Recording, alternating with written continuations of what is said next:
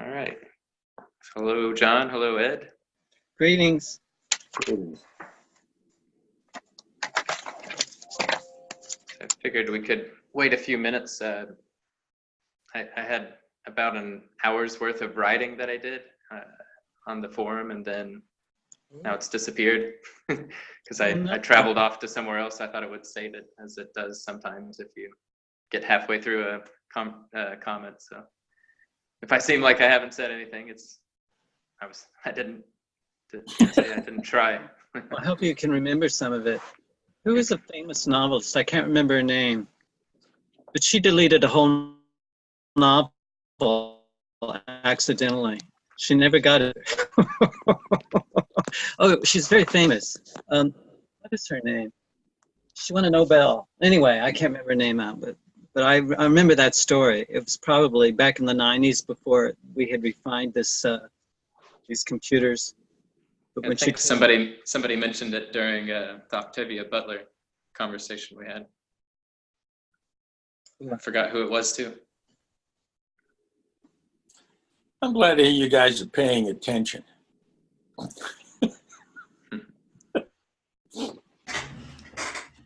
Hello, Marco.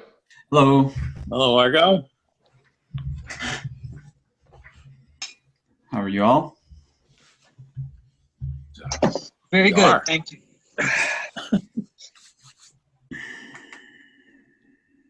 Anybody heard from Michael? No, I haven't. I think he was going to go to the Northwest somewhere. Isn't his nephew or something in a wrestling championship? Oh, I thought that was last week. But that anyway. Could be. I don't know. I know. I hardly ever look at the calendar. I don't wear a watch. No. Anybody's guess is as good as anybody else's what day of the week or time or whatever it is. How's time freedom treating you, Ed? Just fine. We have very few points of contact. Well, Michael seemed like he's been maybe going through some things lately.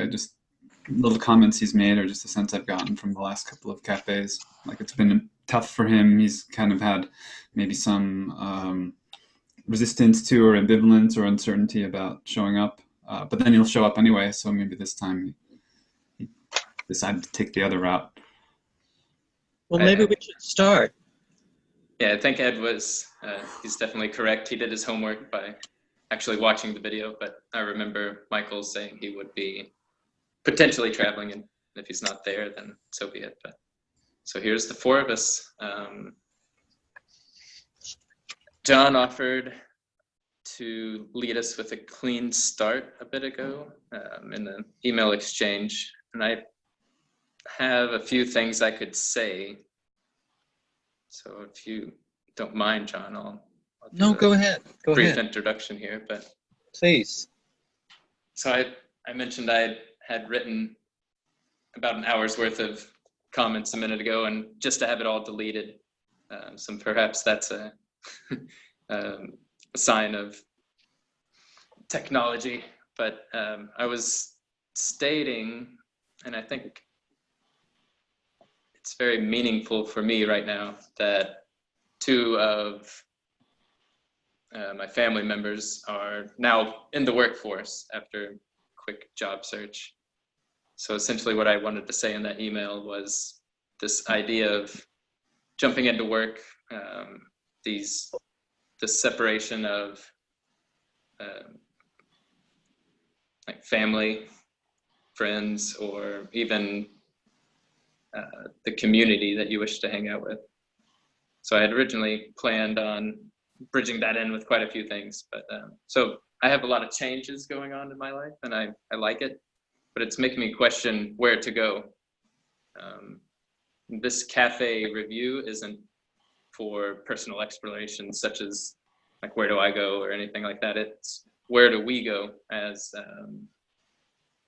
we often find momentum. We lose momentum in these cafes. Some of us aren't seeking any sort of momentum at all, and we're just glad to be here for the ride. But I envisioned the cafes we've done so far, if we were to have them placed on a menu and observe what worked and what didn't work. But I had imagined each of our cafes as sort of observing a certain point in space and then bridging out to a certain extent. And it was unintentional at first. We came off of the tail end of the cafes. We're kind of trailing off. We didn't know where to go with the holidays. So we just had a lot of open thoughts, open discussions. I feel we've tread upon soggy ground after snow has melted, and we're thawing out. We have many directions we can go with either personal interests, but I imagine we had our first one on John Durham Peters' communication. We were determining the history of communication. The communication divides was part of the discussion, but Peters laid out kind of the history of communication. From there, we go into Bohm and Krishnamurti. They had their artificial form of communication, some would say, the dialogue, which is, Peters would say that's outside of the realm of the typical natural discourse. So David Bohm and Jiddu Krishnamurti were attempting to achieve something and to dig at the roots of our psychological conflict. And so they go from communication to intentional communication with intent to reach a point. And then we went into Mark's chapter, anger and the roots of, and the road to good intentions, I think. And with this, we branched from intentional communication to the communication breakdown with more than two people, which we honed in on the American malaise, or perhaps the worldwide malaise. And then from there, we faced the planetary with William Connolly's work. And we figured that there's more beyond just the entangled web of human interaction. There's how we are muddied in so many senses of the term. Of our threads have overtied themselves. We've tied a lot of knots. So we must now take into account not just human interaction between human, but we must face this behemoth that we've created in front of us. Then from there, I had thoughts of going into space with Sloterdijk's deep observation and see how the perspective of the Earth from above, from afar, would if that would change humanity's direction. But I think work had me elsewhere, so I asked Ed to sub in, and he gave us a delightful, stellar introduction to economic thinking.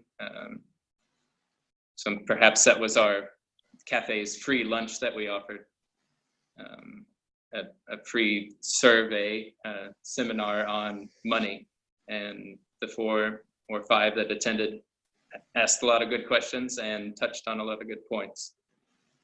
And from there, we began to circle around where I can imagine that Emerson would like for us to topple down any castles that we built in the sand, draw some new circles, and see where we go from here. So with that, I'd appreciate if John led us with some clean language. Well, that's a tough act to follow, and I am going to close my blinds because the sun is really hot in here. Okay. I think that this is very spontaneous, what I'm getting ready to do. I think it's motivated primarily by a strong desire to make sense as well as make meaning. But Nora Bateson recently captivated my attention when she said, forget about making meaning. Let's make sense. We're all like that poor frog inside the pot. Someone's turning up the heat, and he's in an artificial environment, and he doesn't know that it's getting hotter and hotter and hotter because it's so subtle. So he ends up boiling to death. Pretty grim metaphor. And I think we were really challenged by the Connolly because he's making it front and center, the ecological devastation and the direct relationship between that devastation and capitalism. And we've been talking about post-money, a post-money world. I'm very reluctant to talk about this topic, simply because it's so many of us are in the old world that we can't even imagine something different than what we've been enculturated with. So I think we need to, I would like us to think a little bit about pre-money, money, post-money, recognizing this is a very modern way of looking at it. But I think we need to find a phase space, some transition, as we are transitional beings. We've looked at Gebser, we've looked at Aurobindo, some of us are studying Bateson right now. We looked at Sloterdijk, so we're looking at a lot of different theories, and we're having a conversation tomorrow, Doug and I, with a theorist that I'm just getting familiar with, Dave Loeffler, and he's writing a lot on post-money and the second order culture. Anyway, so that's where I'm coming from. A lot of different kinds of interests and some very stark, I believe, realities are facing us. And I'm wanting to start with a simple exercise. So I want you to, with your eyes open, I'll demonstrate, and we can do a round of this. I'm going to make 3 statements. I see, I hear, I feel, with my eyes open. That's one round. Each of us can do this. Then I'm going to ask us to close our eyes. I see, I hear, I feel, with our eyes closed. And then I'm going to ask you a few questions, cleanish questions. And then I'm going to ask us to have an open frame. Okay? So this is pretty easy. I think it's a lot of fun, and I hope it's creates some kind of learning for all of us. Okay.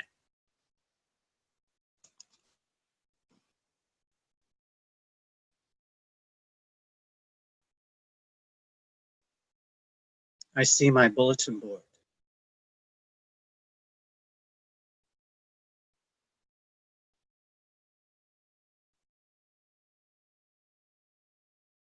I hear a buzzing in the room.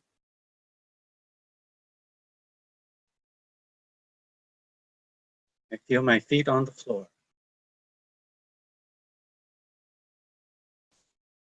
Marco, will you go next?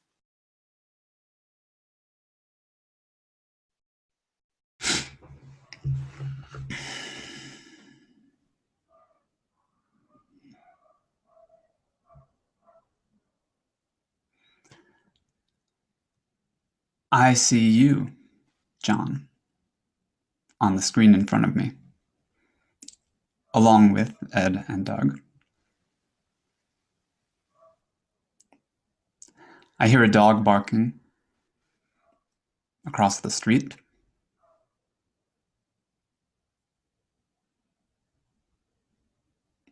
I feel the rise and fall of my chest as I breathe. Thank you. Douglas?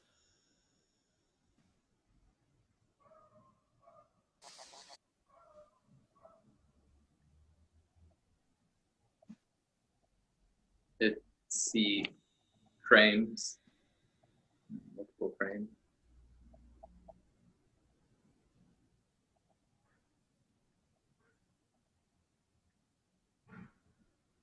right here. That sounds like my computer fan, I think. My headphones kind of deafen that noise. So if you're hearing a buzzing, that's probably what I'm hearing too.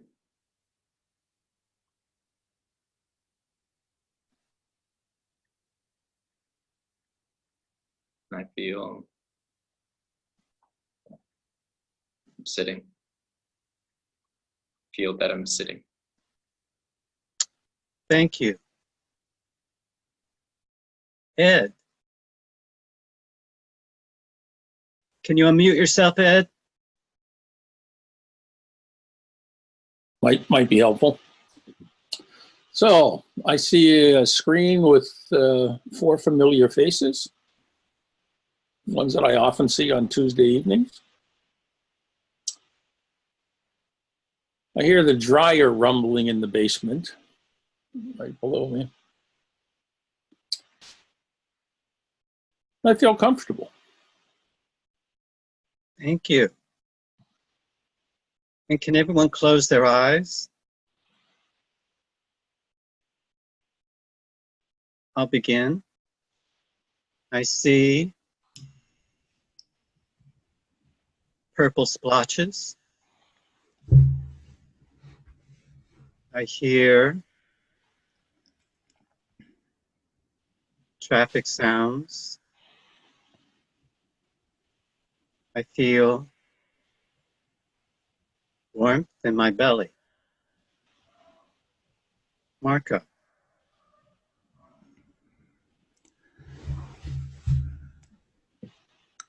I see a field of luminosity-ishness. I hear the same dog barking that I heard before.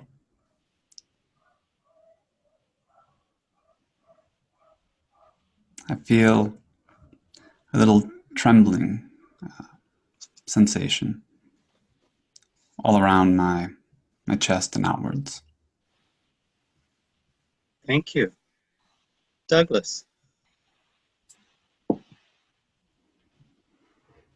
So my I see and I hear are tied together. But I see a darkness, but I also hear a song by a local artist, Bonnie Prince Billy, who has a song called "I See a Darkness." So that's playing in my head right now. And I feel that my eyes closed makes me more calm, even when I'm talking right now, or even as I talk now. Thank you. Ed.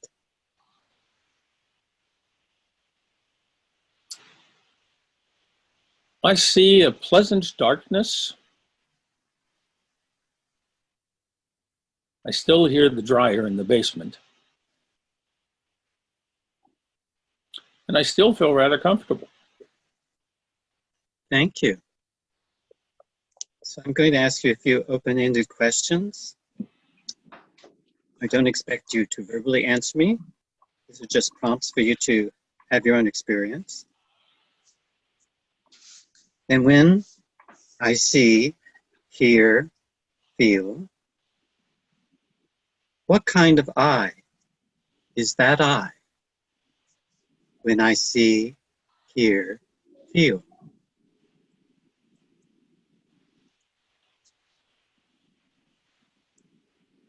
And does that I have a size or a shape?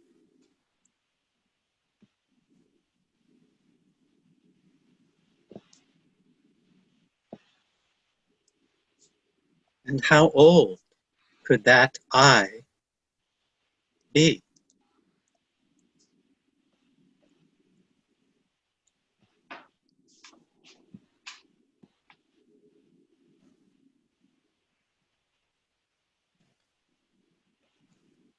And is there a relationship between what I see, hear, feel, and what you see, hear, feel?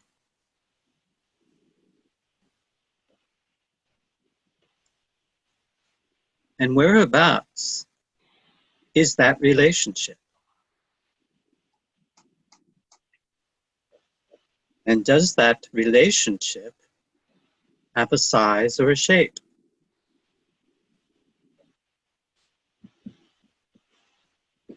And how old could that relationship be?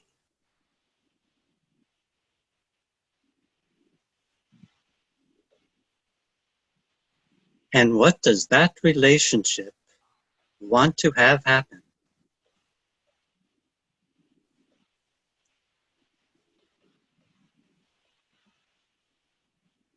And where is that boundary of that relationship between you and I?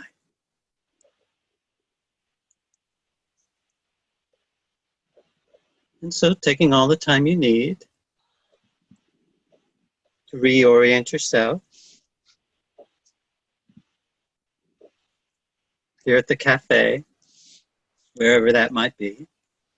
And if you want to make a sketch or a drawing or write something down, feel free to do so. Just take another minute maybe to do that, and then we can have an open frame. Thank you.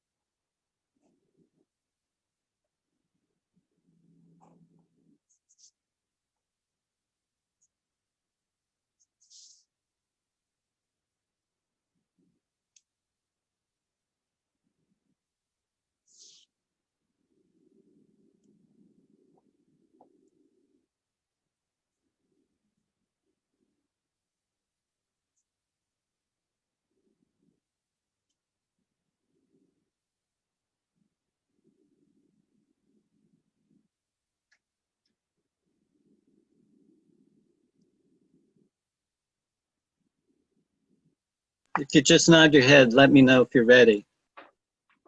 If you need more time. Okay. Ed is ready. Marco's ready. Doug, are you ready to go? So if you guys have anything to share, or, whatever.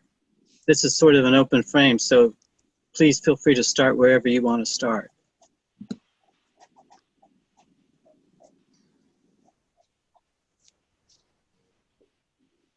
Ed, you want to go? Yep. I don't have a picture, obviously. I've given up drawing, but answers to your questions should pop up. And what kind of eye is involved? That was your first question. It was a just me eye. And as to sizes and shapes, because you asked that twice, the answer was no. You asked twice about how old, the age, and all I can say is old. What the relationship wants to happen? For that question popped into my head, no idea. What's the boundary of that relationship? I found it the interesting question because two answers popped into my head simultaneously. One was a statement and one was a question. And the statement was, I'm not sure it's important. And the question was, is it important?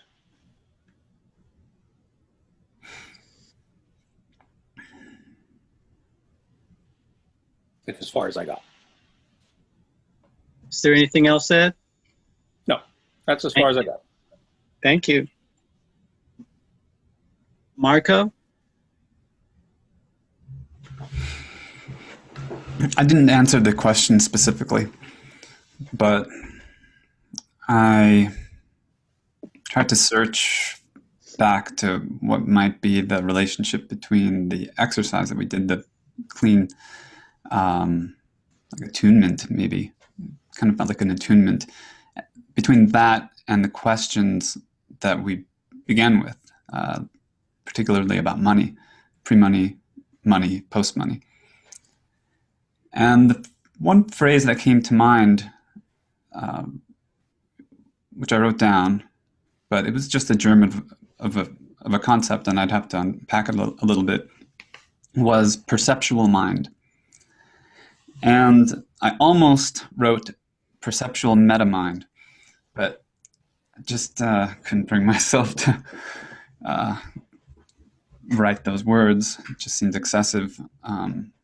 And so the idea, however, would have been, or is, that what the cafe is about is partly the content, partly the mental content, the intellectual discourse, the exploration of ideas, the inquiry, the reading, all of that stuff is part of the content. It's part of the mental content of the cafe. But there's something else that I think we're doing, although we're not always doing it coherently or intentionally. It's kind of arises as a possibility, and it arises as these experiments. However, I think that it's the kind of thing that could be done more intentionally. And that is that not only is there the intellectual content in these dialogues, there's also a practice. There's a practice or a praxis. And that involves something about, or one of the ways that it's, I think, evolving, is that it involves this perceptual mind, which I would distinguish from, just for the sake of this dialogue, not as a philosophical category, but I would distinguish it from the mental mind. And if I had to guess at or name the purpose behind doing an exercise like we did, it would be that it is to engage a perceptual mind. However, since we're doing it in the dialogue, and we're doing it in this liminal sort of zone, the exact location of that mind, as far as its association with a individual ego, a self, a concept of I-ness, of selfhood, however we construct that, that shifts, I believe, when there is a mingling of perception and there is a confluence or composite of sensory experience. We're not in the same place. We're not in the same cafe. So it's literally in a physical, literal way. So the practice seems to be about creating kind of non-local coherence. And I think that's very interesting. I think that, when I've gone back, I have gone back and listened to a couple of these, and I prefer listening, or at least in the phase that I'm in, I prefer listening when I come back, because it allows me to attune and it's more a natural mode for me. I'm not a good visual artist, for example, by conventional standards anyway. I'm like a 5-year-old. So my constitution is around listening, but what I hear when I listen to the cafes is this other kind of mind speaking, and this it's an ensemble effect. It's a field effect. There are very distinct personalities here, however. So that's the interesting dynamic, is that there are strong personalities, and not always the kind of harmonious coherence that, between them, that one might, from a certain vantage, be seeking. But nonetheless, there's something about listening and about being in the field that is created through these kinds of perceptual mental events that I find to be clarifying. I find it to be generative, to use another word I probably wouldn't want to write. And so I'm curious how we would cultivate that, how we would continue kind of to deepen and strengthen that current, because it seems to be something that has some power to it. It's more than just the content, and yet it includes the content, and that's an important. The content provides an important occasion, I think, for the event to occur.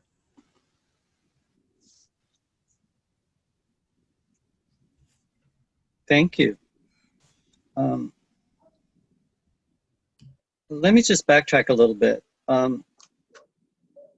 Ed said, what kind of I? A just me I. I don't know what the second question was.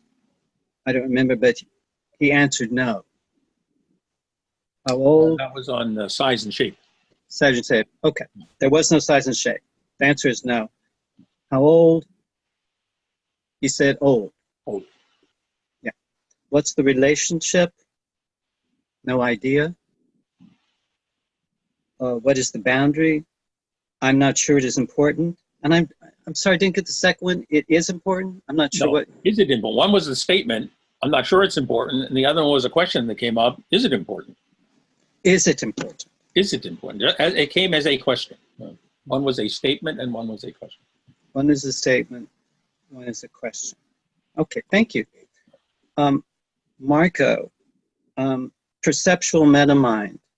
You almost wrote that down, but you said it seems excessive. You contrasted that with mental mind. You mentioned the liminal zone and the exact location of mind and of listening. When you listen, you prefer to listen when you go back to these videos. And what you hear is another kind of mind.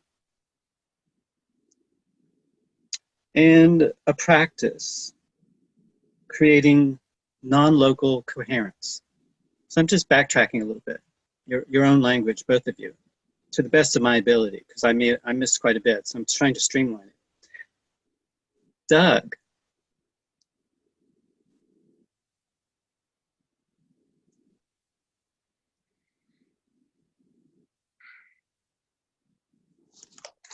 So I don't know if I answered all the questions, but it became a very simple drawing of, I don't think it's me, but it was, at the time, it was Ed's kind of just simple I, or present I, whatever the word it used.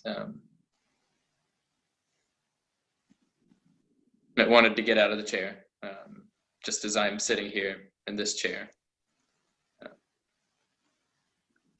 For whatever reason, there was a square for the relationship, just a simple square.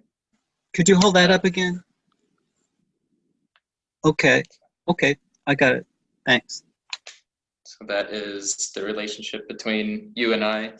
Just the you was fluctuating between you as the speaker and another me, I guess. But yeah, there was the movement of wanting to get out of the chair and do something.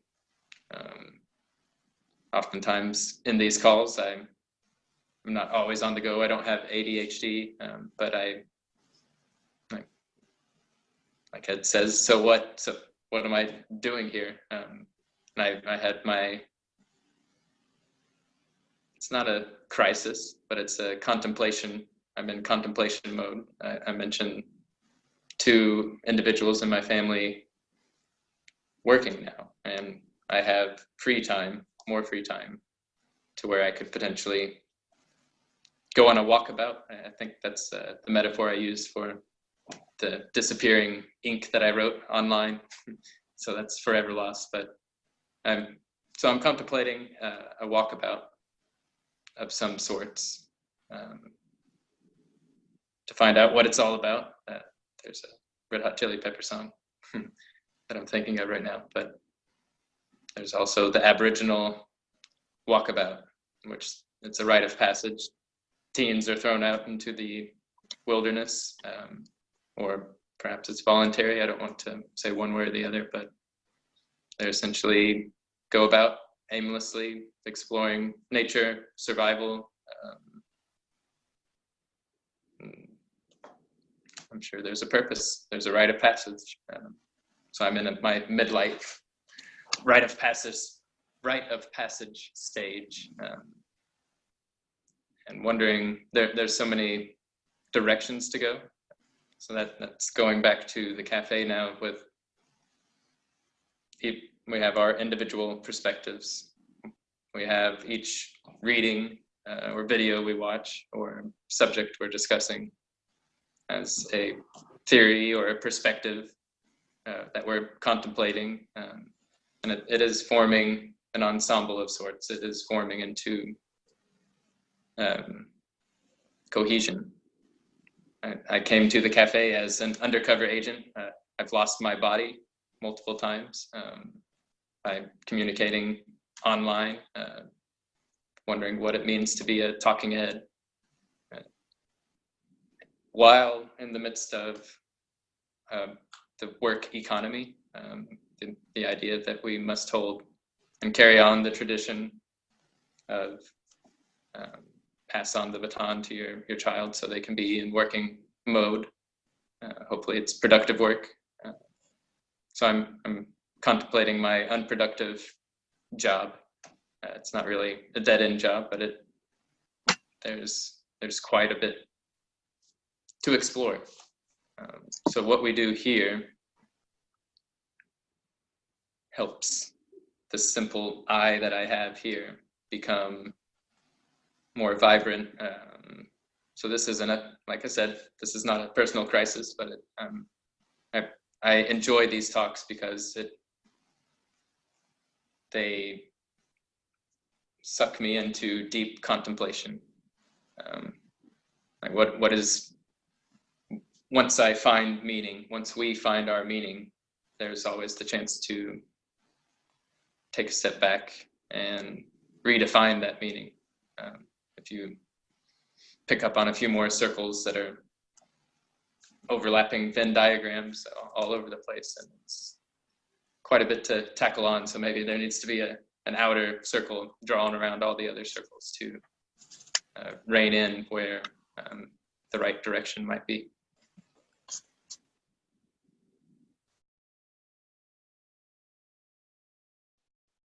Thank you, Doug.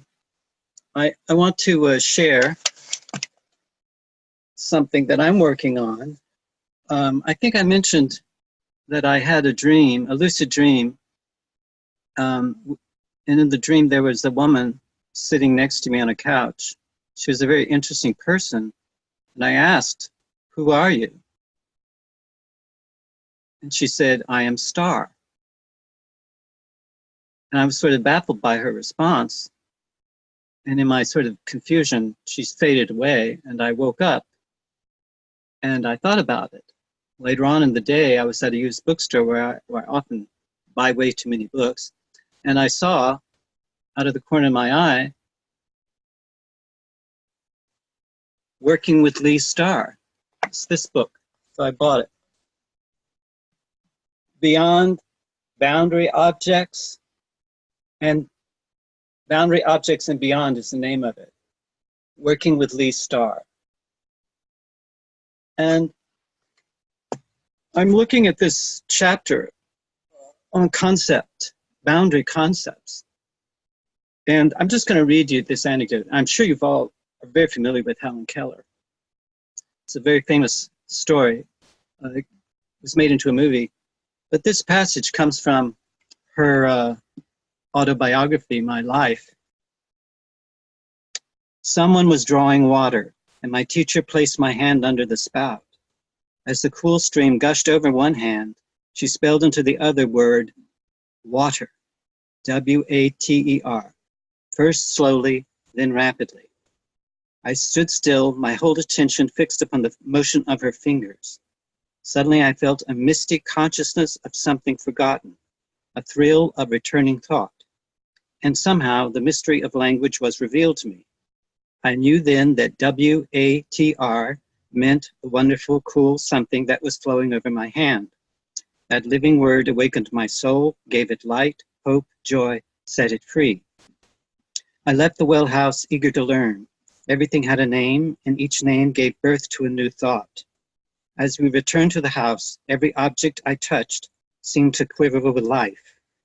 That was because I saw everything with a strange new sight that had come to me. So, forgive me, I have a chart here.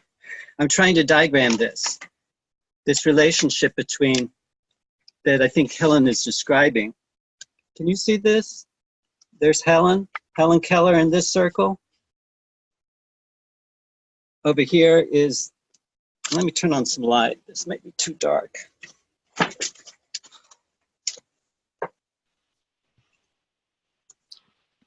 I think it's pretty clear. Can you see it?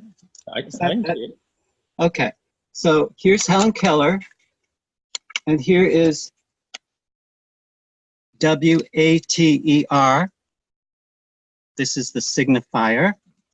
Over here we have the perceived flowing liquid, the referent. So that's pretty simple, right? So I want to add something to that, this basic semiotic triangle, or semiotic event. And I think this is what Lee Starr is pointing to in this book on boundary objects. So, can you see this? I apologize for my graphics here, but we have an organism, the personal pronoun I. Here's another organism, you. Over here is the referent, which would be the perceptual flow, the liquid. And over here we have the signifier, W-A-T-E-R. So I hope this is clear. This is much more about an I-you relationship. And her question, this is Lee Starr, her question in this book on boundary objects is, when does a sign become a symbol? And she believes something very profound happens. For a symbol to become meaningful requires at least two people. The very essence of symbolization is an entry into a mutuality towards that which is symbolized. So moving from a sign to a symbol and back to a sign is a dynamic of language, and this is what Starr is calling a boundary object. So the sun is really bright right now. So, so this is what I'm working on right now, and working in these liminal zones, and the entities that sometimes occur to people who do meditation and trance work and dream work, and what their status is, can become fascinating, extremely artistic, nightmare, horror story. And I believe our popular culture takes these kinds of liminal zones and turns them into the liminoid, which would be the product of these liminal zones. But I think these liminal zones can be extremely benevolent if depending upon what we do with them. So I'm once again open to the questions that are coming up for you, or your perplexities, or your insights or understandings. We could go back to what has already been said about, I think it was something Ed said about what is the boundary. And he says, I'm not sure if it's important. That was the statement. And the question, is it important? So there's that contrast between that statement and that question. And Marco was talking about the perceptual and the meta-mind. And Douglas was talking about, he's that simple drawing. He says he wants to get out of the chair, to make a movement, to get out of the chair and do something. And he spoke also about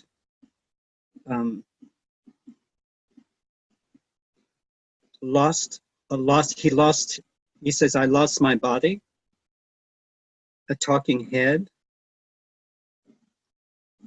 and relationship between you and I, and another me, and a rite of passage in midlife, in so many different directions, and enjoying these talks.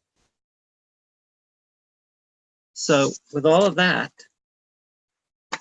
I just want to finish up with this another story that came to me as I was walking from the grocery store, thinking about this cafe today, and and about boundary objects and what that could possibly mean. And I remember a story that was told to me by a very good friend, a very wonderful person, actually, extremely generous. And he went to see Maya Angelou, the poet, give a reading. And my friend, he's a white guy, a Southerner, and he went up to this great diva, Maya Angelou, definitely coming from Black culture, and a spokesperson for a very rich experience. And as they were talking, they acknowledged that they both came from Mississippi. They came from the same place. And she asked him about something about his background. And all of a sudden, he knew that she knew that his ancestors had enslaved her ancestors. And they both lived in the same neck of the woods. And when he realized that she realized this, and that she realized that he felt something, a knowing between them. And he burst into tears and he started to cry. And he asked her forgiveness. And he was feeling a guilt that he said he did not know consciously that he had. And she generously, put her arms around him and comforted him. And she says, isn't it wonderful that we can have this experience? She says, I know you love me. And I think she just, as a poet, she just tapped into this, I think, a very contemplative space, a wisdom space. Then as I was thinking about this experience that my friend told me about, he also was a wealthy man. He had some wealth. He also mentioned he gave away a great deal of money. And he was always very, very depressed afterwards, because he found out that giving away a lot of money doesn't change anything at all in people's lives. Which I found, very puzzling, because I've had moments where I had plenty of money, a lot of moments when I didn't have any, and I've oscillated back and forth quite a bit in my topsy-turvy career in this neoliberal economy. But hearing that from him sort of touched me, because I also went to school with I don't know if you've heard of Marianne Williamson, who wrote, she's now running, I think, for president of the United States. I might, if I'm lucky, I might end up being on her cabinet. We went to high school together and did plays, and I also knew her here in New York. We did a lot of volunteer work together. But she mentioned that she had, on her platform, she's running on, she wants reparations, $600 billion in reparations. for, the crime against humanity that the United States committed against Black people. And I'm just curious about that as an open-ended sort of ethical question, because to me that comes, I understand her intention is to rectify a great wrong, but I also feel it's like putting a dollar sign on this is actually coming out of the old world that we're trying to all transition out of, I believe. So I'm not there yet. What justice could possibly mean in a post-money kind of configuration, I think we would have to use our imaginations quite a bit. And we are in a transition zone. I think that that's probably a topic for a future cafe. I'm developing a few ideas with Doug, and maybe that would be of interest to others. But I'm reluctant to go into this direction because it is so hard. This is really hard to do. Because I would much rather just kick back and read lots of novels. But I think that I have a calling actually to do whatever I can, the very little bit that I can, with the communities that I can work with, to create conditions for a future humanity. And I'm very optimistic on some days, and then some days I just think it's, I get that nihilistic urge. It's a tale told by an idiot, signifying, full of sound and fury, signifying nothing.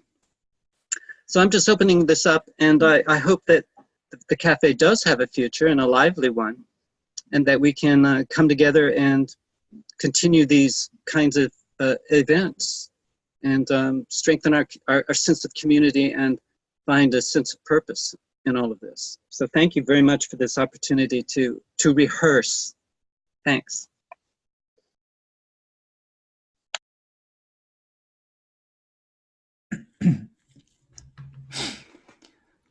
I'd like to say a few words.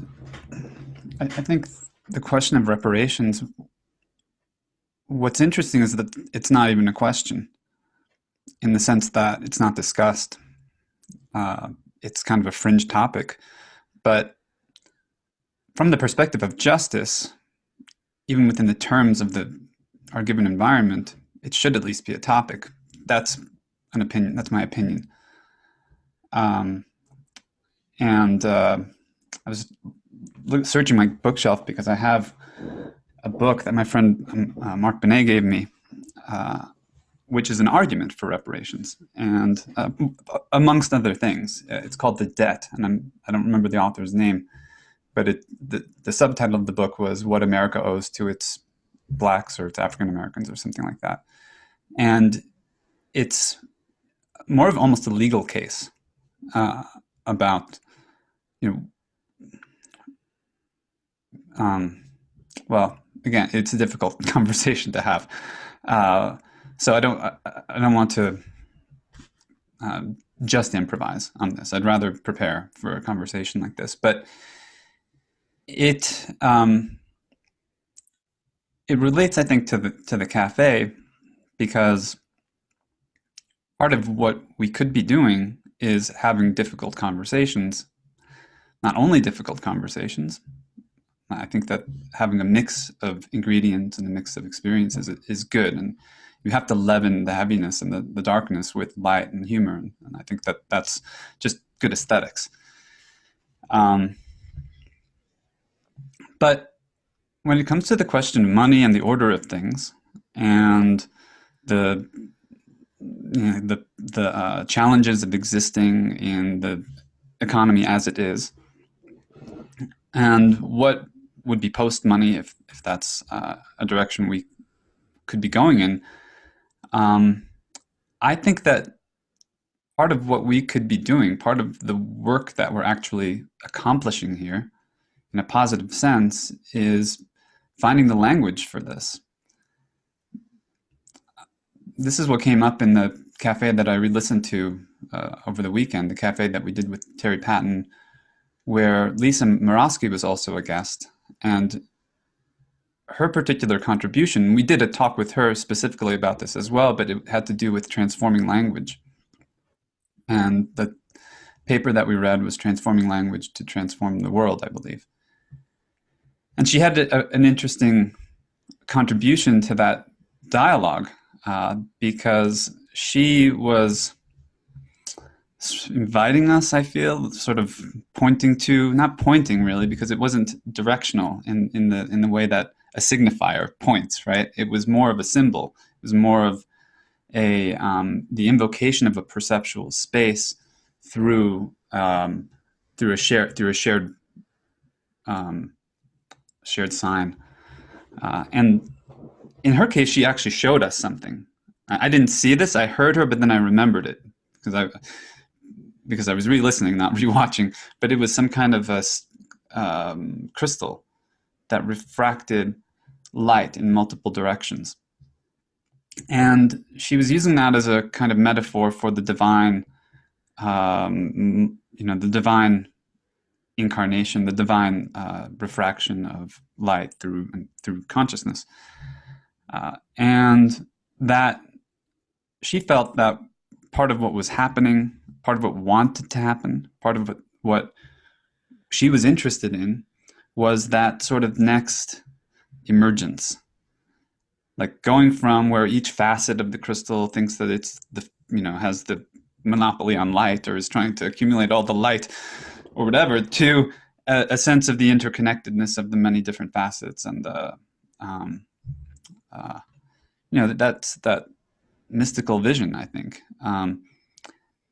I think, though, that part of the difficulty is that the mystical vision, and this is what it wants to do, I think, it has to find ways of embodiment. It has to find concretion in our being as organisms, but then our organisms exist in environments.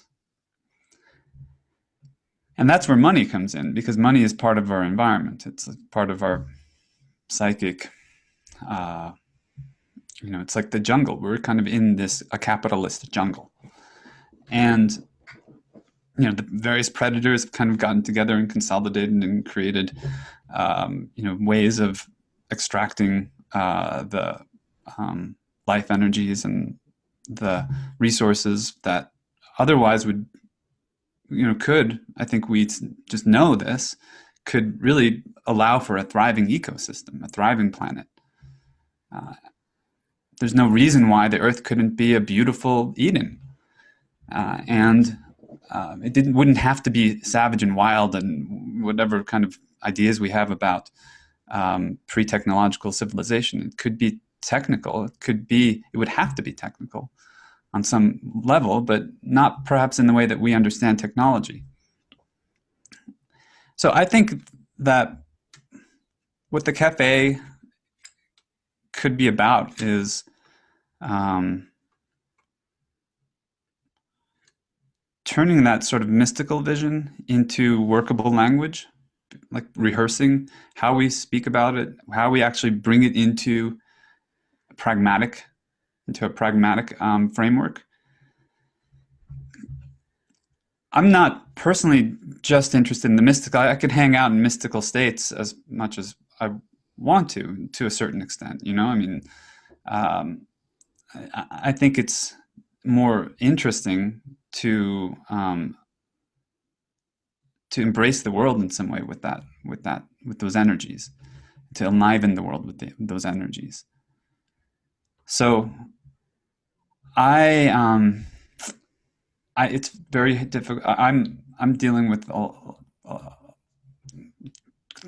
difficult issues around money, and not as difficult as some. I mean, it's like wage slavery is not the same as physical slavery, and there's an important difference between those two, right? There's between what we experience as beholden to a capitalist economy that requires us to, produce and produce and produce, and what an actual slave would have experienced in the South.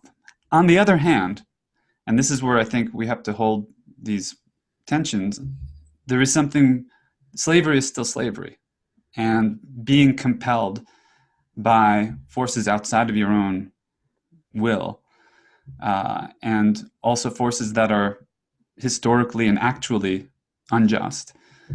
Being compelled in any way is intolerable ultimately. So what are we doing to become more free? And there are a couple of things that I'm currently reading or working with, themes that could tie into this. There was a submission to metapsychosis from an author in, I believe, Nigeria. And it's a poetic piece. It sort of came out of a dream. And it's a bit fragmentary, but there's these beautiful filaments of language and chunks of it, like pieces of it, that are laid out. It's a very interesting piece, but it's called Meditations on the Slave Gospels. And he submitted this, and I've been in dialogue with him about publishing it soon, a couple of weeks, I think. It's on the schedule. I just picked up, and I've been reading the last few days a more recent novel by Colson Whitehead called The Underground Railroad. And here, the railroad takes on a kind of magical realist quality. It's an actual railroad that goes underground and then travels in different worlds and time. It's sort of four-dimensional in that sense. So I'm very interested in how the history and the actuality of human experience is still alive and with us, and has taken these different shapes, and we're not separate from it. Like the anecdote you shared, John, about your friend and Maya Angelou. We're all still in the midst of those negotiations, these kind of karmic historical sort of reconciliation. And I think that there was something about the truth and this is a tangent a bit and a whole nother, but the truth and reconciliation processes that occurred, I studied them a bit years ago, in South Africa, in Guatemala, more recently, El Salvador. Did not have one. There's a big difference in the societies post-war that have gone through even formal, even imperfect, highly imperfect processes, and those that did not. So in a certain way, we need to have those. We need to facilitate those processes wherever they can occur, because it has to be done. It's a psychic volcano that we're living on top of, and so I hope that we can. I like what we're doing in the cafe for that reason, because I think it has the potentiality to have those conversations, and we're kind of a nucleus and sort of not even a cafe. It's kind of like a shack. It's like a shed, right? But the format is like getting having the opportunity to experiment and try different things and different concoctions and flavors, and we actually are building a menu. And as we find things that work and directions or flavors that work, or that do bring more life and do bring, I'm not evangelical myself. I don't like to be, but I think that it's important that people get out of their fixation, their kind of like low-level transit states, and their obsession with what the boundary objects are. I think does matter. Like what we're talking about actually does matter. I'm kind of reversing what I was saying earlier, and when you come upon when you strike on something that compels you, that really brings you to alive, and feels like it is leading to those reconciliations, I think it's important to bring that forth. I think that we shouldn't just be talking amongst ourselves. They're much, we're sort of a fractal of a larger discourse. I could ramble on, I'm sure, but let me stop there.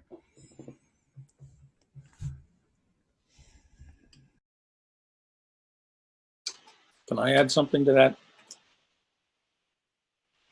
The Tanztafel Café, which was ruthlessly forced upon me by Mr. Dunn. We kick, yeah, I know. Just checking to see that you're still listening. All right. It was a very uncomfortable one. I hate talking about things like that. I tutored strategy on an MBA program for 15 years as a firm believer that business is not an academic subject and doesn't belong in the university. So I'm kind of an oddball when it comes to things like that. I felt uncomfortable on the one hand, but it was one of the few jobs that I've had in my life that I actually enjoyed, because I enjoy interacting with other people, especially in a learning situation. So it was very difficult for me because I had to read a half a dozen books in order to get ready for it.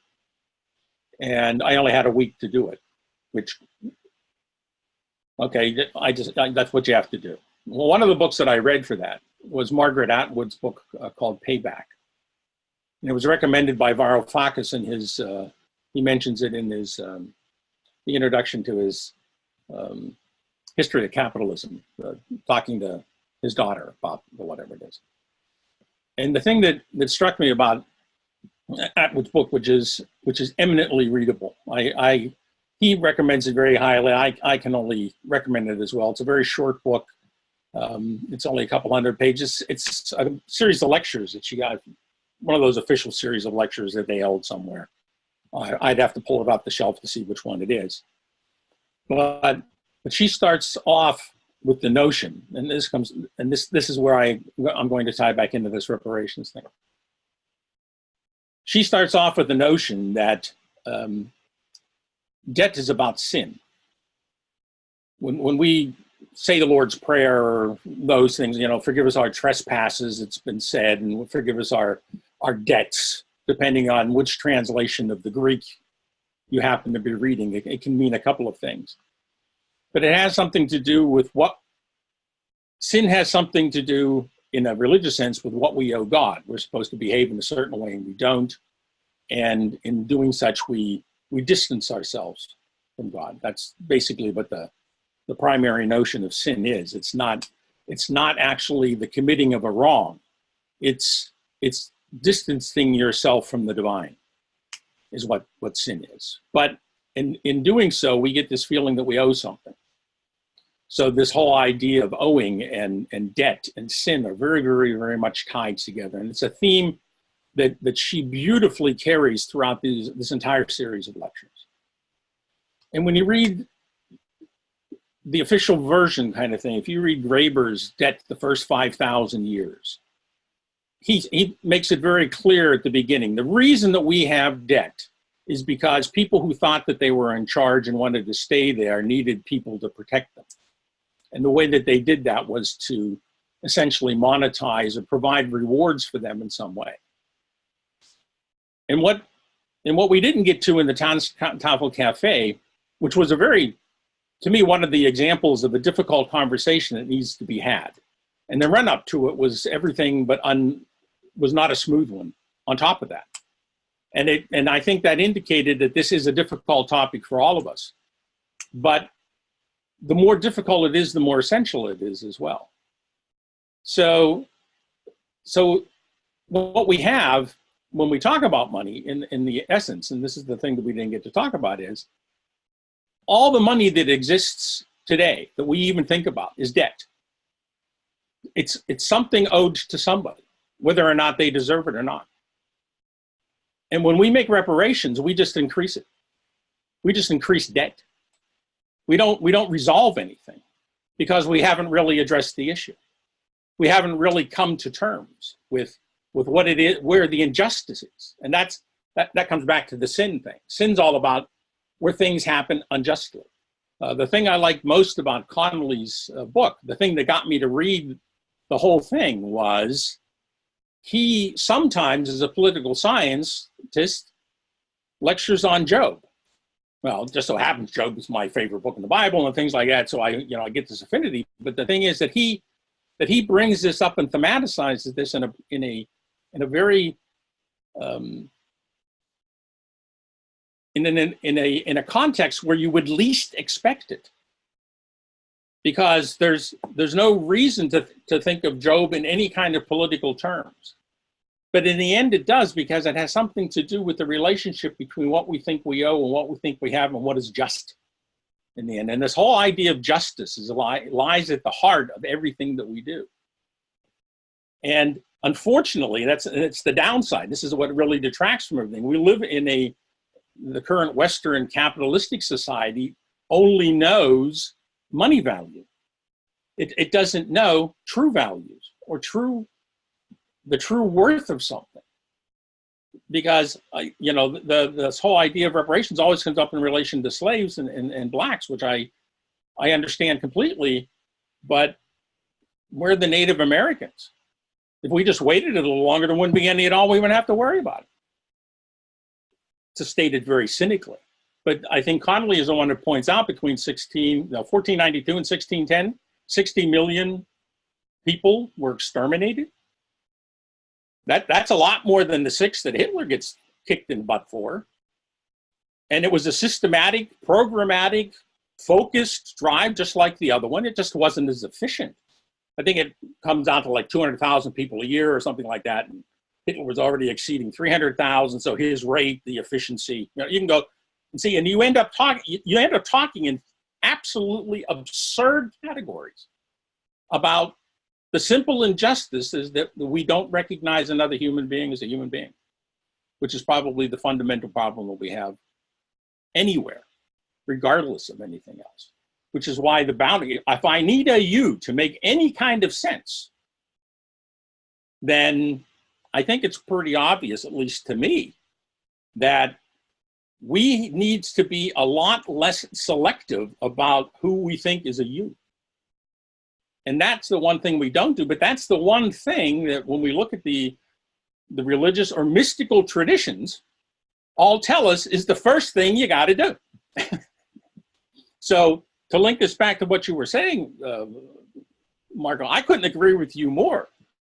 The whole or one of the purposes, or one of the things we always have to have in the back of our mind when we're doing these cafes, regardless of what we're talking about, is how do we actually bring that forward so that this mystical, the divine, the spiritual, whatever, gets concretized, so that we can do something with it in our everyday lives, because it has to move beyond the discussion. Whether we're just a small group talking about it is one thing, but we all interact with other people outside. And I would like to think that whatever it is that I do here carries out into the world in some way. And since I do find things that are helpful from time to time, I'm always encouraged to come back and participate. Even in a session like this evening, where if you look at the page that's posted, none of this would we suspect would be talked about. But this is precisely what we're talking about, because it does go to the heart of what it is that we would like to be doing with our cafes. And so, even though I avoid them as much as everyone else, we have to have more difficult discussions. We do. We really do have to engage at another level of intensity about these things, because they do make a difference in how we interact with people outside of our little circle of sparring partners, if you will, that we have here. So just my thought on that.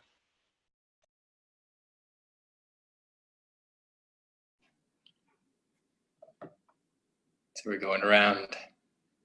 So all my thoughts right now are imagining a concretion of a cafe, which will not happen, simply because we, as Ed's stating, we do not hone in on one very tiny issue or big issue or political issue.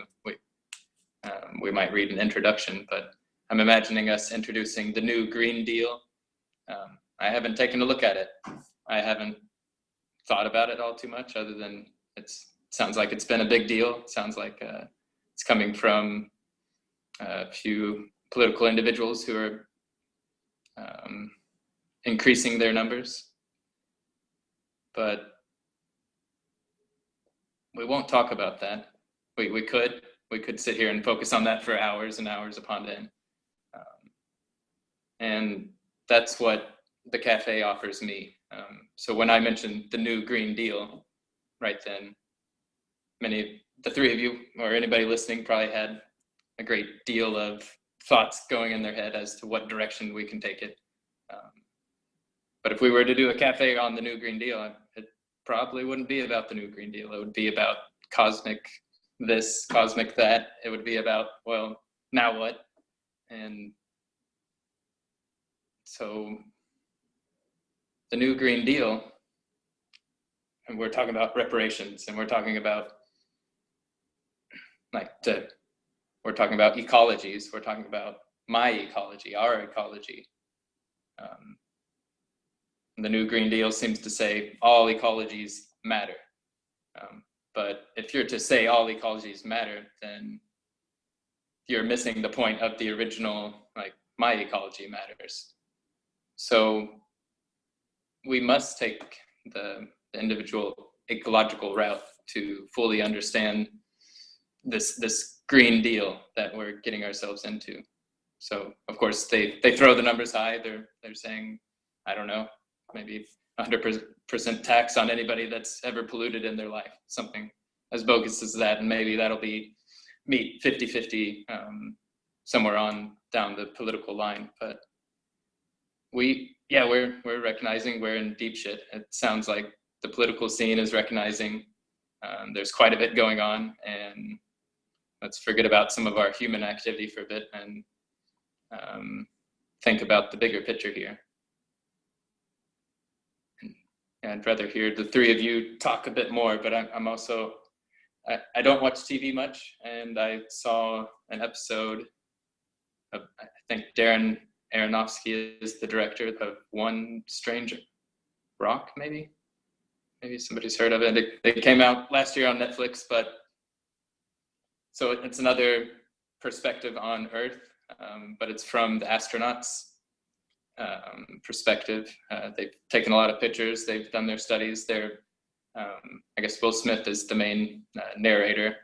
There's no interviews going on, so he's narrating, and then bits of these astronauts' thoughts are laid out onto the visual page there. And in this particular episode, it mentions the jungle. It mentions how there's quite a lot of activity going on. Destruction all the time, if we throw in some of the human deforestation. But there's also the jungle of just animal activity, of plant activity, of insanity going on, of life. So much, I think Marco mentioned just this jungle that's occurring in a capitalistic sense. But in this astronaut, from his view, he cannot see this jungle, the Amazon jungle, because there's a river. I don't know if this is what they called it during the video. There's a river of essentially water flowing, just really dense clouds flowing towards the Andes Mountains, I believe. So that hits, and that creates a cycle of water that flows back. So that's bigger picture thinking there. And that's from an astronaut's view. There's also a lady that's climbing a tower that's hundreds of meters high, that's observing directly this river current flowing. So we've got the explorers from the ground, we've got the explorers from the top, trying to get at this fog that's covering up a jungle of mess here. And I'm just a little earthworm. We're all just little bugs floating around, or choose your favorite animal, or maybe you're the ape sitting in the top of the tree doing some contemplation, or you're the archaeologist trying to uncover a new idea never thought of. So how does that all tie together? And we mentioned language at the beginning, like what language do we use? So that's the cafe on the new Green Deal there. So case closed, we can talk about something else now.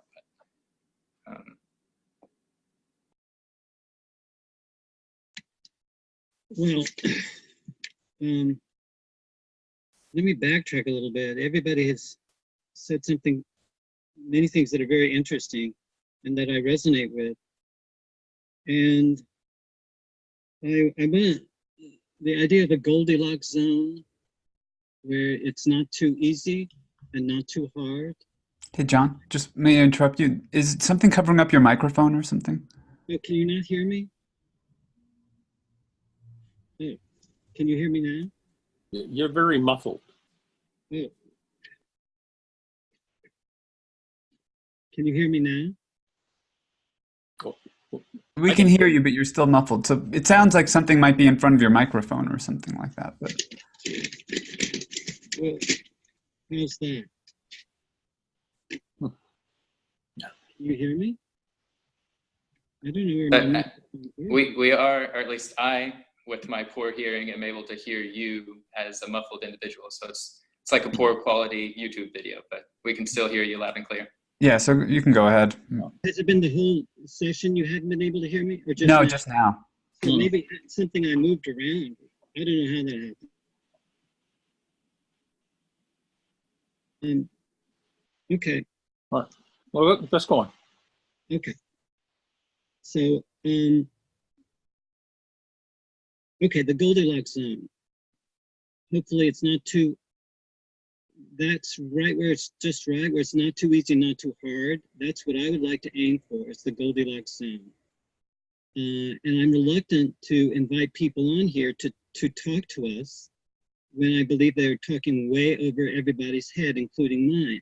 I don't see the point, for instance, in bringing Dave Loeffler into the cafe.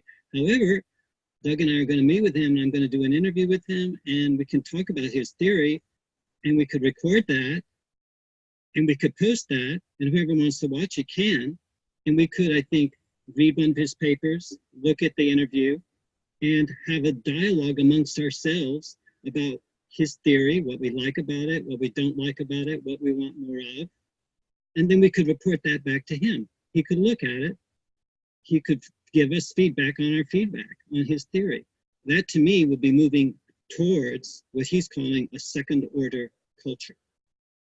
So I think we're all, this first order culture, you know, the top down, the CEO has a vision and he hires everyone to implement that vision. That I think is coming out of that first order kind of systems. And I believe that's rapidly breaking down. Each day, I think there's plenty of evidence to show that that isn't working. And a second order culture, which I think Dave Loeffler and many others, including ourselves, have been working towards. I believe that's well underway. But as has been said, we don't have a very adequate vocabulary for this yet. But I think it has to do with taking perspectives, multiple perspectives. We're still in the modern, but we also, the modern is able to take perspectives in the way that previous structures have not been able to. So I think what we're starting to explore is how do we go from the inside to the outside? Because right now, we're collapsing. The culture and the economy and nature, it's all falling apart right now. And so I think this is the challenge. And I hope we can think about this and create more cafes and find that Goldilocks zone where it's not too easy, but not too hard. And I believe that's where we're going to learn the most and share the most and create a vibrant culture together. But I just want to leave you with this idea. And I think this is sort of the micro-perceptual sort of investigation we did at the beginning of this hour about the inside and the outside. The I is on the inside, you are on the outside. That difference between consciousness and matter, how do we make the cut? This is the big question in physics. It's hardly been resolved. And I think it's in the economy, in economics and our social lives as well, is how do we decide the inside and the outside? And how do we define the outside? And I think this is going to really be important in the years to come as we start to create a different kind of economy, a post-capitalist economy, after the neoliberal. What's going to happen next? And I believe it's a transition. It's a painful one. I don't, but I think it's fraught with peril. And also, it's very interesting, the possibilities. And I believe that a lot of competent theorists are saying we're at that bifurcation point where, we could create a technological civilization that could, enhance the well-being of many people, or we could go into collapse. So I think these cafes are great spaces for us to consider what's been considered before about how does unfair become unjust. And I think this is a question that Ed raised in one of the last cafes, and I responded with, it becomes unjust when it becomes institutionalized. And so institutionalized homophobia, sexism, racism, when it's institutionalized, it has a very different kind of character. And most of our tacit knowledge is connected to these institutionalized injustices. So I think that's why a lot of us have these cognitive dissonances around what other people and other cultures. And when things are going fine, we're really open-minded, but when things are not going so well, we hunker down, and some of these institutionalized injustices in our tacit knowledge gets triggered. And we find, there's certain people who want to exploit that and create a politics based on dissatisfaction and bitterness and revenge. And so I think this is the challenge for us all, and I'm just really curious about what we're going to come up next. But I think this is the difference between complex and complicated. I think a car engine is complicated. I think an ecosystem is complex. And I think we should not treat an ecosystem as if it were a car engine, which is very complicated, but we know what all the parts are, and we know how to figure it out. And we know what the rules are for making it work. We don't know what the rules are for making an economy work. We have a lot of bad metaphors like laissez-faire and the hidden hand. I think we talked about Adam Smith last time. We have a lot of lousy metaphors. We need some new metaphors. Being very aware that, any metaphor we're going to come up with, has a dark side. It may reveal, but it may also conceal. So I hope we can continue on and amplify the learnings that we're having. One final thing I'd like to say is I would like to create an exercise for myself, at least, and anyone who wants to do this, you're welcome to. But if you learn anything, even something that you think doesn't have a big consequence on the global stage, at the macro level, that's fine. If it's a simple micro learning, that's fine. Just pay attention to that, and just ask yourself, what action can I take that will ground and amplify this learning? And it could be something very simple, some kind of gesture. You can dance a jig. You can make some effort that you would not otherwise have made. You can read a book, whatever it is. Craft some sort of ground something and to amplify that learning. And then you can get feedback. I think that's when the system starts producing serendipitous events, just as I walk into the bookstore had this dream about this woman who calls herself Star and having this wonderful book written by a woman named Star come into my attention. And then I start to open the book and say, yeah, this is just exactly what I'm looking for. So I'm just saying that if we amplify our learnings, no matter how small they are, and share that, it gets amplified even more in our social space. And I believe we could move towards that coherence. What did you call it, Marco? Creating a non-local coherence. I believe when we share these amplifications and how we get feedback, I think we also get feed forward. The future starts to meet and greet us in these really delightful and sort of joyous ways. So I'm all for let's rejoice when these things happen. And yes, let's mourn and grieve for the losses, and they're enormous, that are going on right now. But we can, I think, find that proper balance. And find more integrity in our communal lives. So thank you for this opportunity today.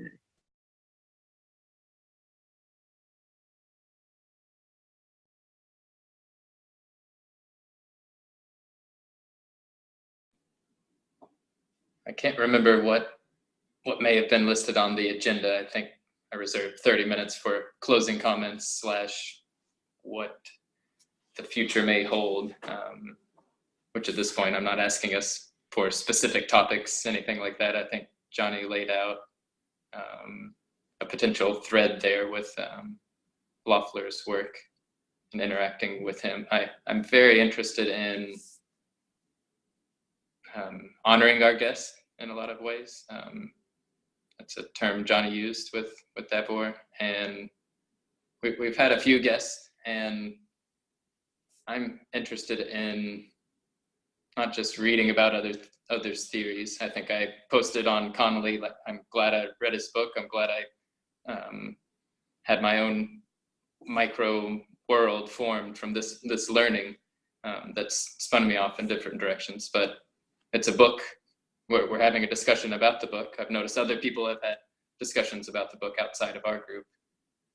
And so now what? Where do we go from here with that? I'm not saying let's reach out to Connolly, but it would be nice if we could magically have him appear and talk about that. So we do have each one of us is a star to a certain extent. None of us see ourselves as the face of Café.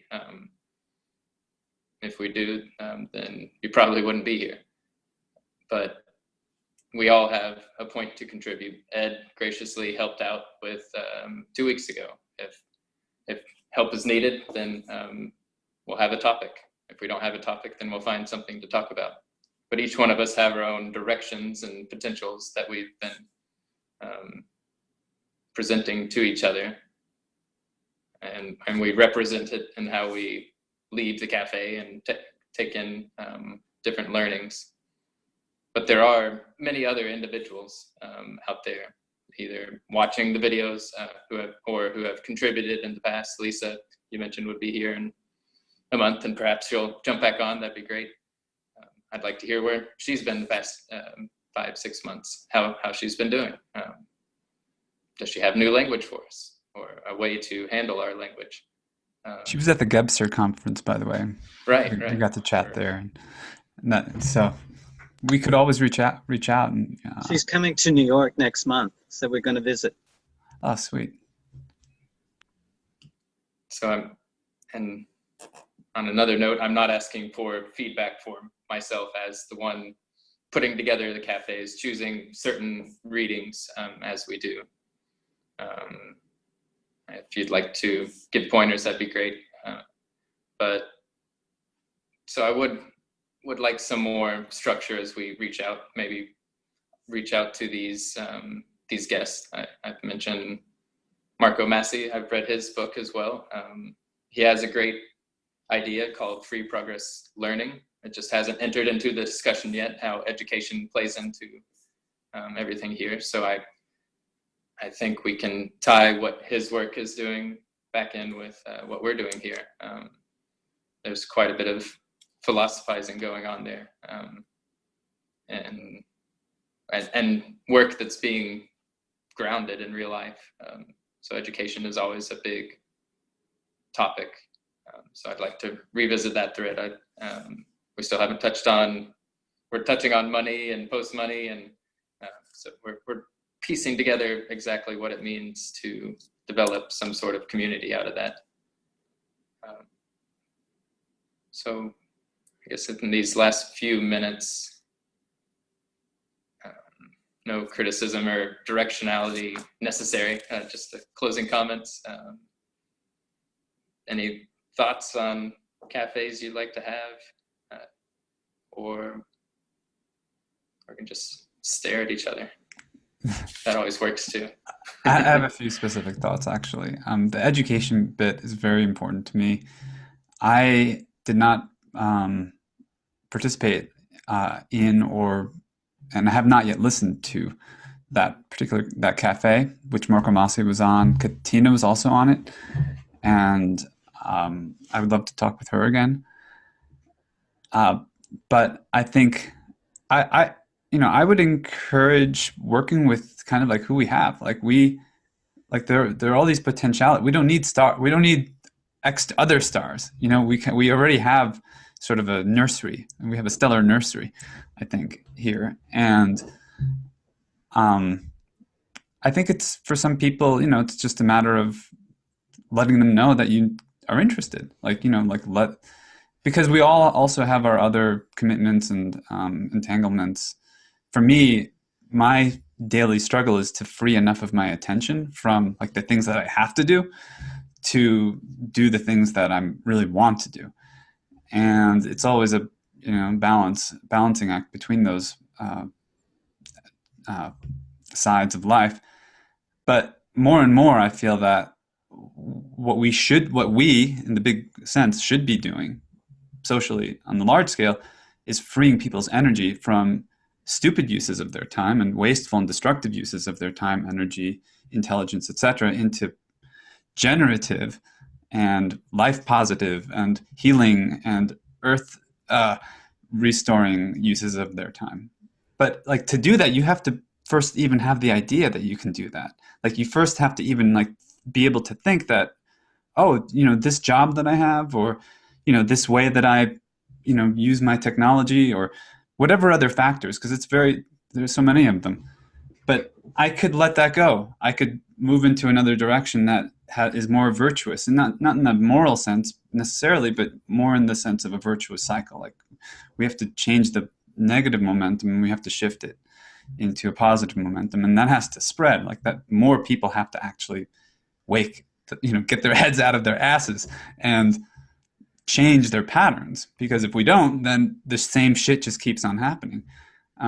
So we're not like, what we do as individuals is great for our spheres of concern. But what's really cool is that if you change a pattern, it can replicate by itself. So like a way of speaking, a way that people interact with each other, the way that, although the way that we, I think, are practicing listening and receiving and thinking on multiple different scales simultaneously a lot of the times, and where it's not always clear, it is ambiguous. We are holding paradox, and we're also showing the places where we fail. I mean, that's useful too. It's good for people to see where we stumble and where we are not that graceful and not that eloquent and not that coherent, because it kind of, I think it's instructional. I don't mind being a research subject in that sense. Like, here, use my data for, if you're, for improving humanity, or what.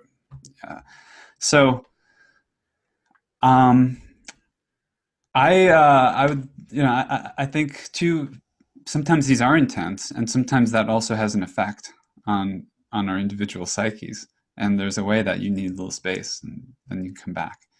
I'm hanging out with Mark Jabor this Friday. He's gonna give me his book, and he called me because he was really struggling with like a response to a comment. He was actually struggling with it. So that's good. That's progress. But we just in the course of just chatting, the question of work came up, and like, what is meaningful work? Like, how does work tie to our sense of self, to our sense of community, to our sense of purpose, to what we're contributing back to the planet, and so forth? Like, that would be a great topic. And without even going to any theorist, we can talk about Marx's theory of value and whatever we want to talk about, but work is so central. And on the political side, every politician is promising jobs. Why? Who? That's the question that Graeber might ask. Like, who wants more crap jobs? But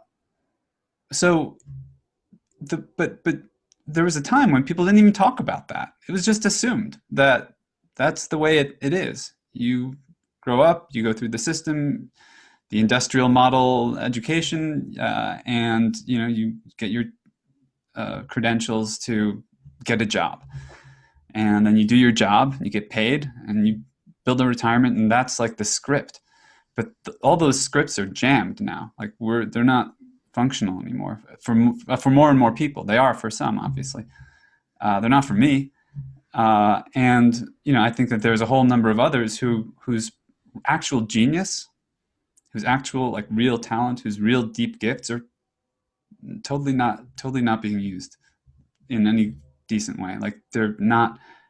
And if they were, then what could we do? Like that's what to me is exciting, is kind of finding.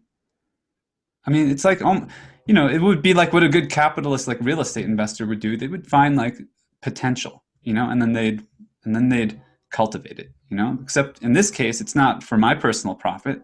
It's like, let's collectively find our own potential that is being wasted, and let's put it towards the benefit of our own community and of the communities that we're in touch with. Like let's let that emanate. That's what I want to do.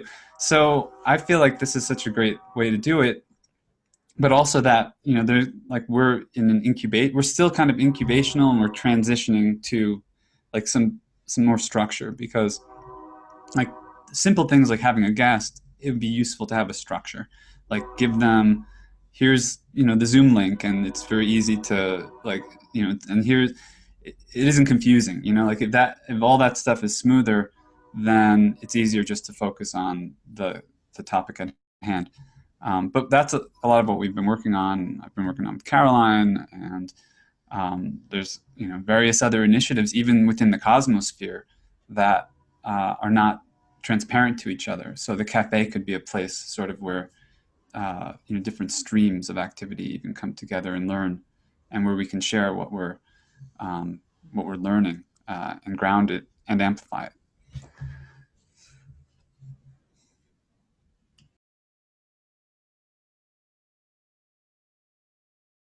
I'd like to underscore what Marco just said. And I also find the idea that you, Doug, and John would sit down and talk to Loeffler and maybe interview him, have a discussion with him, so that we have, let's say, an enriched presentation of his ideas and what he thinks about him, how he thinks about him, because it comes across a lot differently when you hear him in conversation, for example, than when you just read him. That was one of the things that also came. The opposite side of that was the Krishnamurti dialogue with Bohm, where it would have been better if we just read their texts, because they were involved in something else. Although it was very illuminating for me to see that, I'm glad I got to see that happen.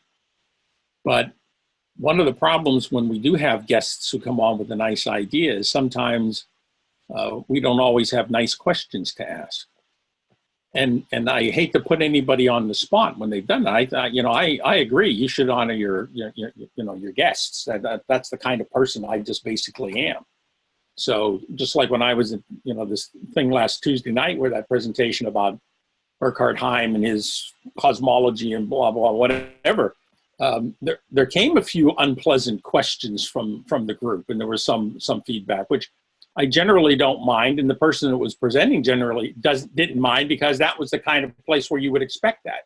But you wouldn't necessarily expect that where somebody says, come and tell us about what you're doing. It's also very helpful because I personally can't sit down. Sometimes I can force it.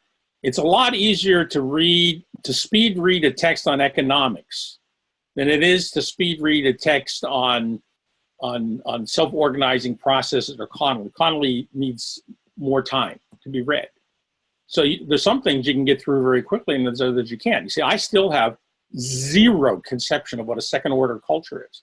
And you're already John, talking about third, and probably there's many more to come, I would imagine. It just seems like there's a trajectory there, but I'm okay, great. Could be. Up the ante. I'm still struggling to keep up, and I don't have the time and energy to sit down and read what I would need to read to get to where you are. See? So yeah, you don't have it either, but you're making a better progress of it. And this is the point. You see, this is a place where we can come and actually, even though they are being recorded for posterity and those outside, we can actually come here and make fools of ourselves without being embarrassed about it.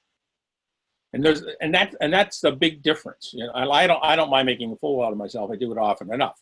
But there are some places where it's a lot easier to do that, and the repercussions, I don't have to think about it a long time afterwards. It was just, okay, well, you're just being yourself.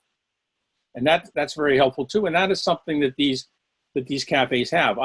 You know, every once in a while, somebody different shows up. And sometimes they stick around for a while and sometimes they don't.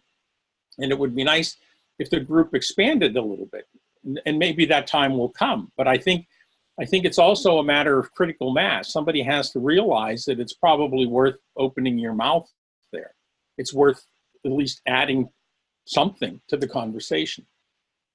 And I think a lot of the conversations we have are really what the Germans would call Grundsatz conversations. They're really fundamental, basic kind of things, you know.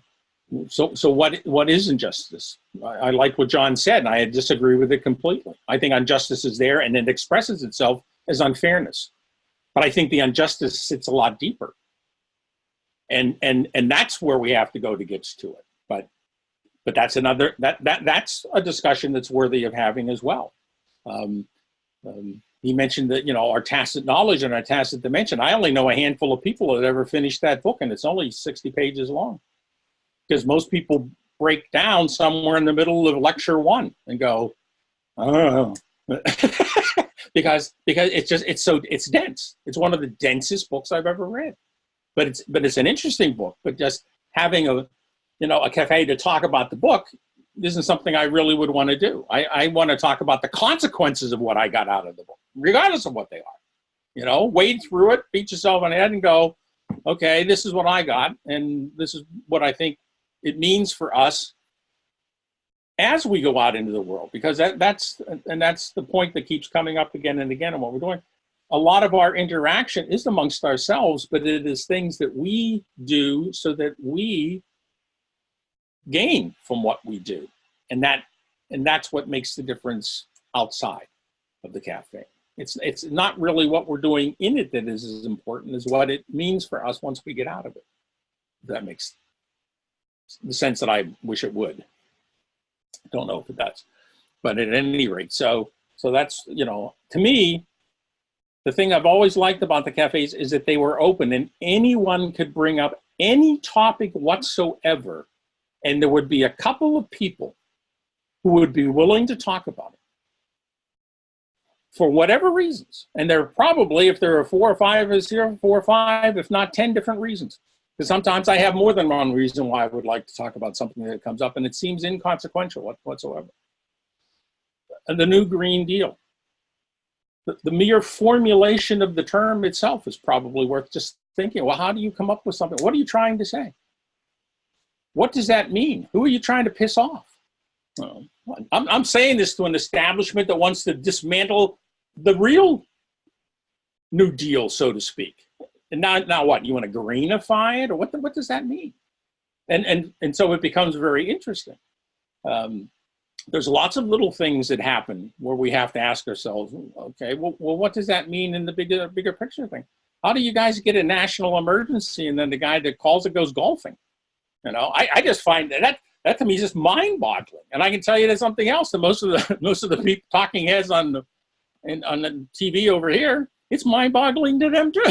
So it's like, how does that happen? What is this? You see, but these are real phenomena that have greater impacts above and beyond the trivialities that they seem to represent. And so sometimes it is, you know, worthwhile talking about trivial things. That's what Karl Otto Appel, a German philosopher at the University of Frankfurt, said. Philosophy is about getting behind trivialities. That's what it is about it. So maybe he had a point. Maybe he did. I don't know. Those are my thoughts. That's great. Can you hear me now?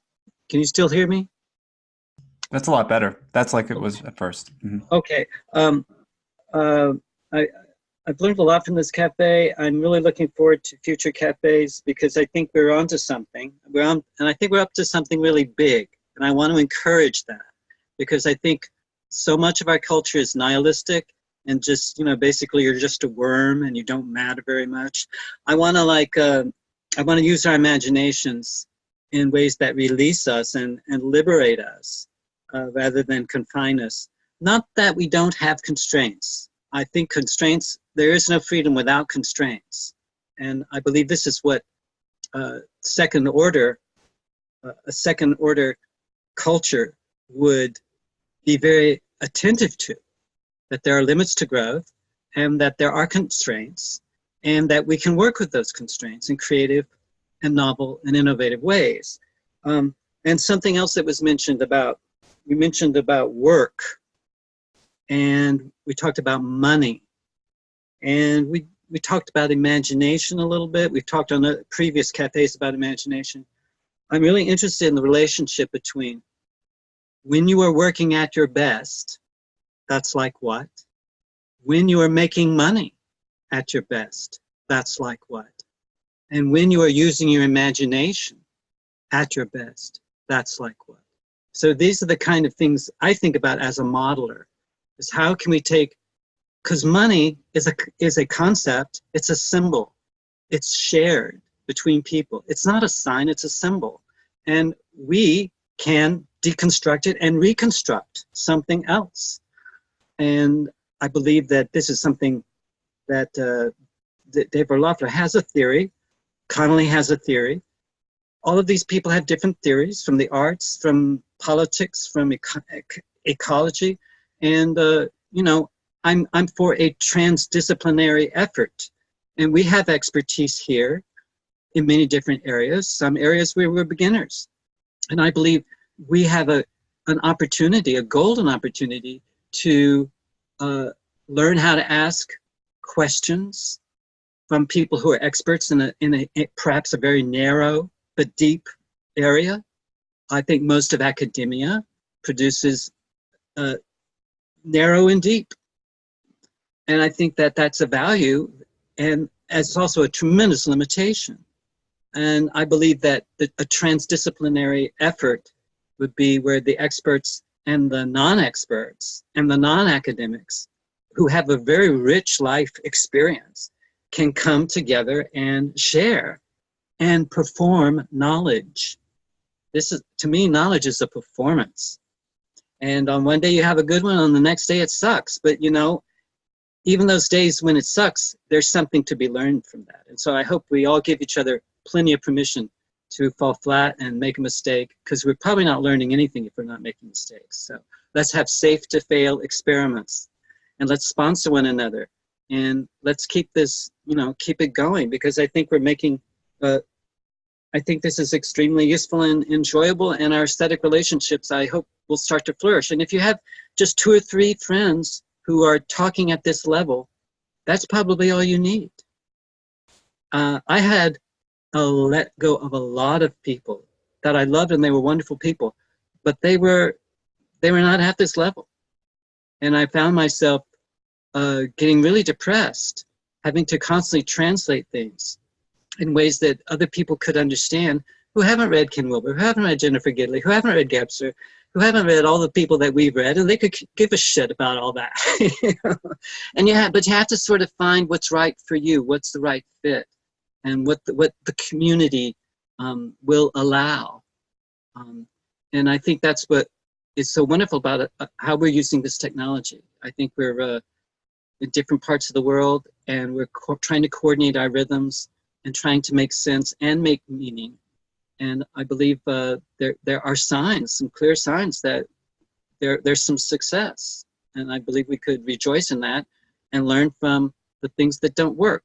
So thank you all very much for this opportunity. And I hope I can put together a package for a cafe in the near future about the difference and the relationships between work, money, and imagination. And then we could talk about a post-money world. But I think it's very premature to talk about a post-money world unless we've really fleshed this money, work, and imagination. We've fleshed that out. Thank you. As long as your pre-packaged product is fair trade, I'll be okay with that. We're reaching the top of the hour, and I have no comments though I wish to carry on for quite a bit, other than many thank yous. Thoughts are coming to how Ed framed the cafe the other week, on the forum, on the actual conversation, during the actual conversation. As the facilitator, that perspective helps me as the young buck learn how to rein in my wild urges, and or maybe I'll go AWOL for a couple weeks, or I won't respond, or it'll just be a loose framework. So it was recognized that that framework was appreciated, that week's worth of cramming that you did was appreciated. I could do a lifetime of cramming and reading and not attain that mode of thought that you're able to hone in on and make it seem so simple. So I appreciate that perspective. It helps if you're a bit obsessive compulsive, but otherwise, I stay away. Don't try this at home. Yeah. Oh, I'll stop before I start. I've done my fair share of, for that cafe too, that I couldn't even go to, I prepared, and which is funny. I read 2 or 3 books, and anyways, and Marco, thank you for making this a possibility. That was a term that's easily overlooked as you go into the nether regions, the underbelly of the beast, and try to figure out what money means for yourself and the community. To make this continue on, perhaps it could just simply continue on. We'd say, okay, well, let's just get another Zoom link, and here we go, we'll keep conversing, but it wouldn't be the same without this frame. So that's a quick thank you for that. And of course, Johnny, without your ability to be bot-like with your book reading, you're an encyclopedia of knowledge, and it's been fun trying to keep up. So I hope we can carry the momentum forward. I hope others continue to join us. I want to hear back from Mark, Michael, Katina, the various other participants that have been here. Jeffrey seems to be busy with many of his own projects, but they're all loosely tied together to this project we're doing here. So thank you. Thank you, Doug. You've been keeping it alive and keeping the brews flowing. And I thought about microbrewing now. That seems to be a good way to go. Got a few microbrews in the midst. Just keep it away from the hipsters, maybe. No dreams were deferred in the making of this cafe.